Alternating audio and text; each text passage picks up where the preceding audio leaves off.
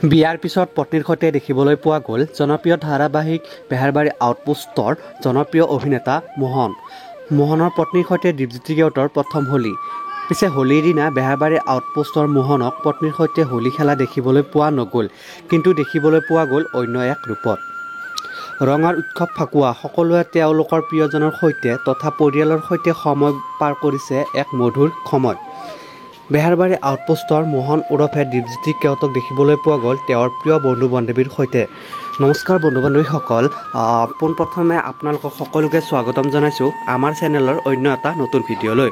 বন্ধু-বান্ধৱীসকল, জনপ্ৰিয় অভিনেতা দীপজ্যোতি কেওটৰ অভিনয় চাই কাৰ ভাল লাগে প্লিজ এটা কমেণ্ট কৰি জনাবলৈ একেবাৰে নাপাহৰিব। তেওঁ পত্নীৰ সৈতে প্ৰথমটো হোলী খেলিবলৈ দেখিবলৈ পোৱা গৈছে।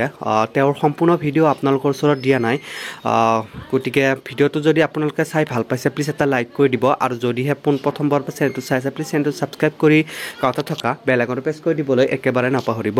বন্ধু-বান্ধৱীসকল, মই আপোনালোকৰ বাবে এনেকুৱা ধৰণৰ ভিডিঅ'সমূহ প্ৰস্তুত কৰোঁ। আজিলৈ ধন্যবাদ।